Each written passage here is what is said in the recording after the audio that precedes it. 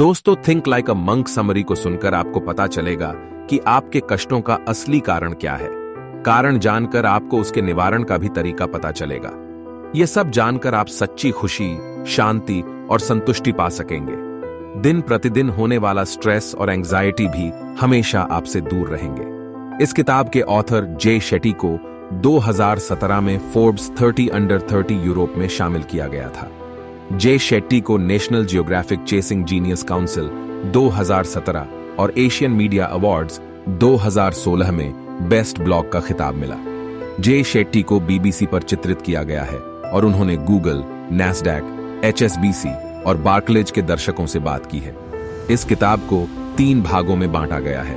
Part 1 let go मतलब छोड़ दो, पार्ट 2 ग्रो यानी बढ़ने दो, पार्ट 3 गिव मतलब देने की प्रवृत्ति आइए। अब इन तीनों की समरी समझते हैं। पार्ट 1 लेट गो मतलब छोड़ दो। इस भाग में लेखक ने बताया है कि जो नेगेटिव चीजें आपने पकड़ कर रखी हैं उन्हें जाने दीजिए। इसके लिए सबसे पहले आप अपनी आइडेंटिटी के बारे में समझिए कि आखिर आप हैं कौन। क्या आप एक जॉब के लिए स्ट्रगल कर रहे व्यक्ति हो? क्या आप एक डिप्रेशन में जी रहे व्यक्ति हो? क्या आप बिजनेस में फेल्ड व्यक्ति हो? आखिर आप हो क्या? आप जो हैं, क्या आप वही हैं या आपको सच में कुछ और होना चाहिए? तो दोस्तों, इस भाग में लेखक ने यही बताया है। हम जब बच्चे थे तो क्या थे? हम न कोई टीचर थे, न दुकानदार थे, न जॉब के लिए परेशान व्यक्ति थे, न हमें डिप्रेशन था।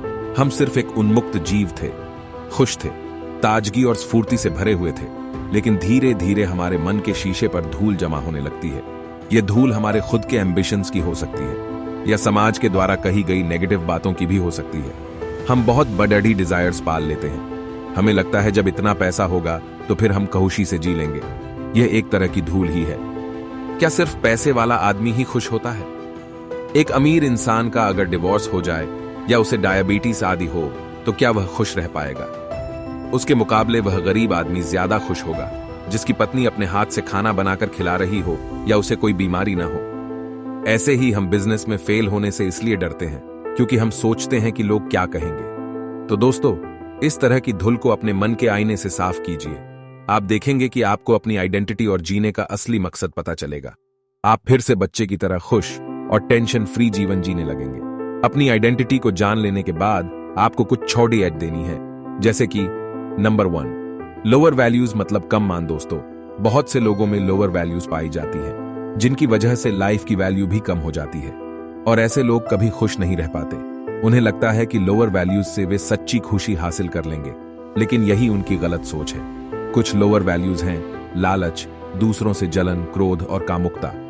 बहुत लोग लालच में आकर स्कैम तक कर देते हैं और फिर देर सवेर उनका पतन हो जाता है और इज्जत भी मिट्टी में मिल जाती है। इसलिए लालच जैसी लोअर वैल्यूज को जाने दें। दूसरों की तरक्की से जो जलते हैं उन्हें हाई बीपी, स्ट्रेस और एंजाइटी जैसी बीमारियां घेर लेती हैं। इसलिए कभी दूसरों से जलन न करें, इसके बजाय उसकी तारीफ करें और खुद भी प्रेरणा लें। आप देखोगे कि इसी से आपका भला होगा।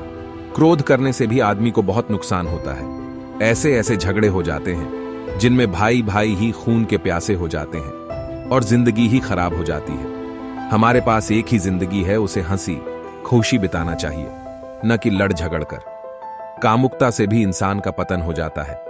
कितने लोग ऑफिसेज में सेक्सुअल हैरेसमेंट करने लगते हैं जिससे उन पर तरह तरह के केसेस हो जाते हैं और इज्जत भी चली जाती है। इसलिए आप भी लोअर वैल्यूज को दूर करें और हायर वैल्यूज अपनाएं। नंबर 2 फियर यानी डर। बहुत से लोग डर के साए में जिंदगी गुजार रहे हैं। किसी को लगता है उनकी जॉब चली जाएगी, किसी को लगता है उनका बिजनेस असफल न हो जाए, किसी को लगता है वे इस परीक्षा को उत्तीर्ण नहीं कर पाएंगे, या कोई सोचता है उनका प्यार उनसे दूर न हो जाए। तो इस तरह से कई तरह के डर हमें घेरे रहते हैं। लेखक कहते हैं कि इन सब डरों का कारण हमारी अटैचमेंट यानी आसक्ति है। इसलिए इन सब डरों को दूर करने का तरीका है डिटैचमेंट यानी अनासक्ति। एक साधु कभी भी चीजों से अटैच नहीं होता। न उसे घर का मोह है, न जॉब का, न पैसे का। खाना भी जैसा मिल जाए वह खा लेता है। उस अच्छे खाने से भी मोह नहीं है, इसलिए वह हमेशा निडर होता है। उसका मन हमेशा शांति और संतुष्टि से भरा रहता है।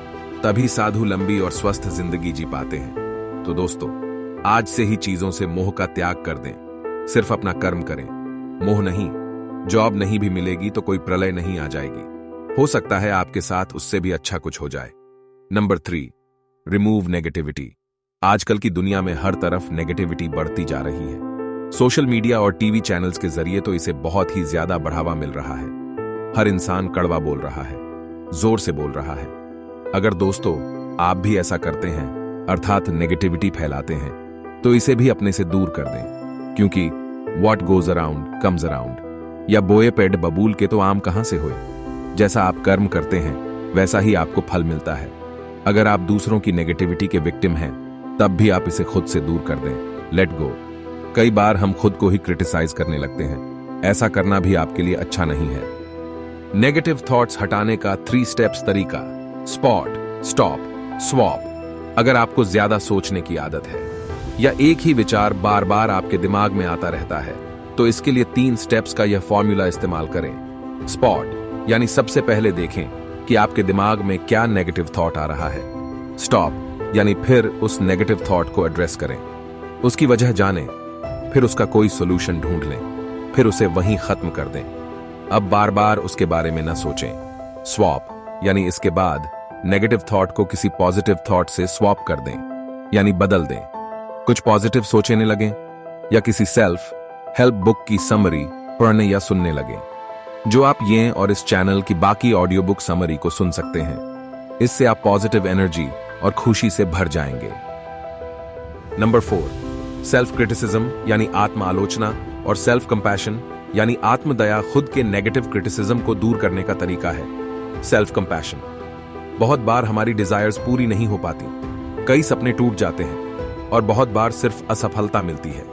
इससे हम खुद को कोसने लगते हैं या जाने अनजाने निराश हो जाते हैं, दुहक से घिर जाते हैं और डिप्रेशन में भी चले जाते हैं। इस सब से निपटने का तरीका है सेल्फ फॉरगिवनेस और सेल्फ कंपैशन। दोस्तों, यूनिवर्स का कंट्रोल हमारे हाथ में नहीं है। हमें हर चीज नहीं मिलेगी, हम बहुत सी गलतियां भी करेंगे। इसके लिए आप खुद को सजा न दें, बल्कि सबसे पहले खुद को माफ कर दें। आखिर हम सब ह्यूमन ही तो हैं। इसके बाद खुद से प्यार करें या खुद के लिए दयालु रहें।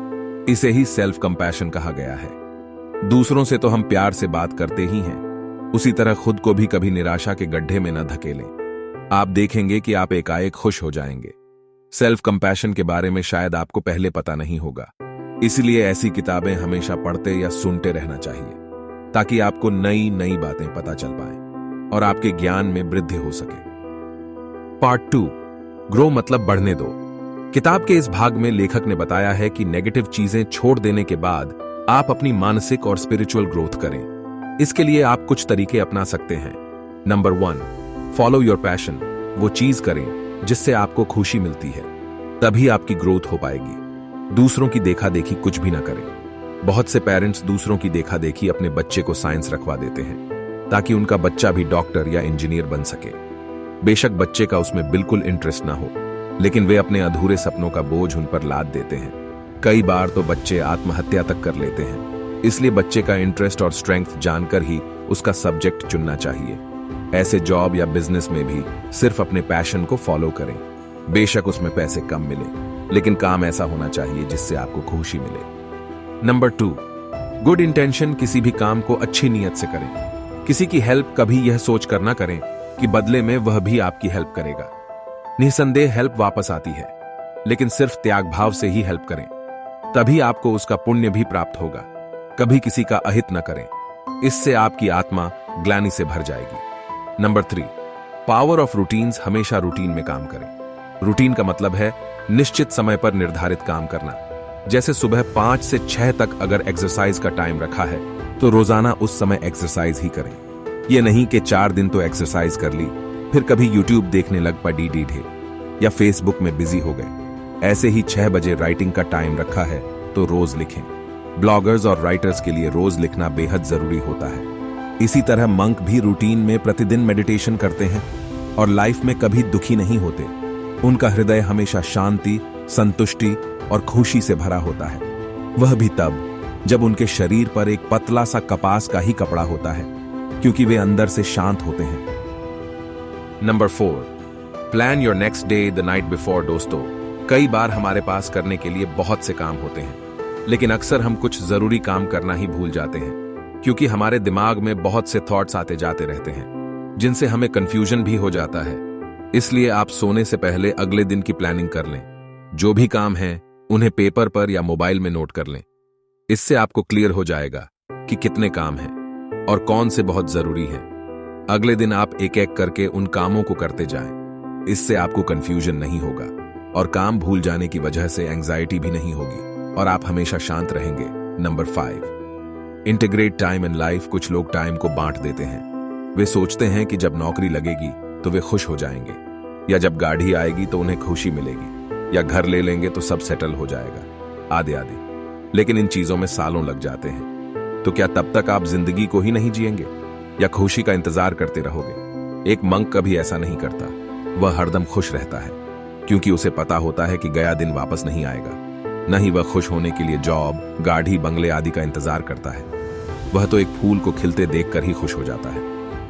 तो दोस्तों, आप भी जान लीजिए कि टाइम आपकी जिंदगी का अभिन्न अंग है। इसे हिस्सों में न बांटे, बल्कि इसके साथ साथ आगे बढ़े, और वह भी खुशी और संतुष्टि के साथ। वक्त आने पर जॉब और बाकी लग्जरीज भी मिल ही जाएंगी। Number 6, fill your mind with positive thoughts. अपने दिमाग में हमेशा पॉजिटिव थॉट्स ही भरें। सुबह उठते ही आप कोई सेल्फ हेल्प बुक सुने या पढ़ें। इससे आप देखेंगे कि आप एक अदृश्य ऊर्जा से भर जाते हैं। जिंदगी में आगे बढ़ने के लिए इंस्पायर फील करते हैं। ऐसा अक्सर करते रहें, क्योंकि आपने खुद अनुभव किया होगा कि मोटिवेशन की उम्र ज्यादा लंबी नहीं होती। इसलिए अक्सर सुनते रहें। समरी सुनने में ज्यादा टाइम भी नहीं लगता है। हमारे चैनल पर भी आपको मोटिवेशन की बेस्ट सेलर बुक्स की ऑडियो बुक समरी मिलेगी, तो इन्हें सुने और फायदा उठाएं।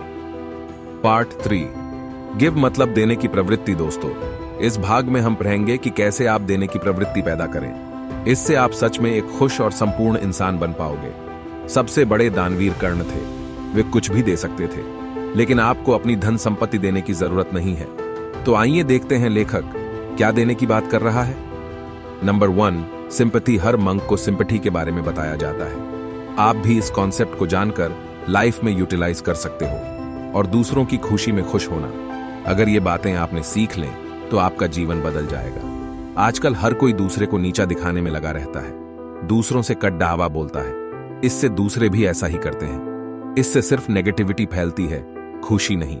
इससे बेहतर है कि अगर कोई आपसे बात करे तो प्यार से उसकी बात सुने, और उसे कोई कष्ट है तो सिंपैथी दें, न कि उसे क्रिटिसाइज करने लग पड़े या डांट दें। दूसरों का कष्ट और दर्द समझें। इसी तरह अगर किसी को कोई खुशी या तरक्की मिलती है तो ईर्ष्या या जलन न करें। जलन का तो नाम ही काफी है, ये आपको अंदर से जलाने लगती है। ईर्ष्या करने से ज्यादा स्ट्रेस हार्मोन जैसे कॉर्टिसोल निकलने लगता है, जिससे आपकी धड़कन बेवजह बढ़ जाती है और आपको आगे चलकर दिल की बीमारियां लग सकती हैं। एकदम से तो पता नहीं चलता है। तो दोस्तों, आज से आप सिंपैथी का प्रिंसिपल भी जीवन में अपना लें। आपका जीवन आज से ही बदल जाएगा। Number 2, relationships. कोई भी रिश्ता हो, उसे मजबूत रखने के लिए आपको 3 चीजों पर ध्यान देना चाहिए। प्रेजेंस, यानी जब भी किसी को आपकी हेल्प की जरूरत हो तो निस्वार्थ भाव से आगे आकर उनकी मदद करें। प्रेजेंट रहें, गायब न हो जाएं। अटेंशन, यानी उन्हें जो भी कष्ट हो उसे ध्यानपूर्वक सुनें और फिर उसके निवारण हेतु कार्य करें। बहुत से लोग दूसरों के कष्ट में आनंद लेने लगते हैं। इससे उनके साथ भी आगे ऐसा ही होता है, क्योंकि कष्ट किसे नहीं होते हैं। इंटीमेसी, यानी प्रगाढ़ता बढ़ाने के लिए ट्रस्ट और प्यार अपनाएं। उन्हें हर्ट करने वाली बातें कभी न बोलें। उनका ट्रस्ट कभी न तोड़ें। जो प्रॉमिस किया है उसे हर हाल में निभाएं। अगर कोई चीज संभव न हो तो उसका प्रॉमिस न करें, लेकिन जितना आपसे हो सके उनकी हेल्प करें। ईर्ष्या करने से ज्यादा स्ट्रेस हार्मोन जैसे कॉर्टिसोल निकलने लगता है, जिससे आपकी धड़कन बेवजह बढ़ जाती है और आपको आगे चलकर दिल की बीमारियां लग सकती हैं। एकदम से तो पता नहीं चलता है। तो दोस्तों, आज से आप सिंपैथी का प्रिंसिपल भी जीवन में अपना लें। आपका जीवन आज से ही बदल जाएगा। Number 2, relationships. कोई भी रिश्ता हो, उसे मजबूत रखने के लिए आपको 3 चीजों पर ध्यान देना चाहिए। प्रेजेंस, यानी जब भी किसी को आपकी हेल्प की जरूरत हो तो निस्वार्थ भाव से आगे आकर उनकी मदद करें। प्रेजेंट रहें, गायब न हो जाएं। अटेंशन, यानी उन्हें जो भी कष्ट हो उसे ध्यानपूर्वक सुनें और फिर उसके निवारण हेतु कार्य करें। बहुत से लोग दूसरों के कष्ट में आनंद लेने लगते हैं। इससे उनके साथ भी आगे ऐसा ही होता है, क्योंकि कष्ट किसे नहीं होते हैं। इंटीमेसी यानी प्रगाढ़ता बढ़ाने के लिए ट्रस्ट और प्यार अपनाएं। उन्हें हर्ट करने वाली बातें कभी ना बोलें। उनका ट्रस्ट कभी न तोड़ें। जो प्रॉमिस किया है उसे हर हाल में निभाएं। अगर कोई चीज संभव ना हो तो उसका प्रॉमिस ना करें, लेकिन जितना आपसे हो सके उनकी हेल्प करें।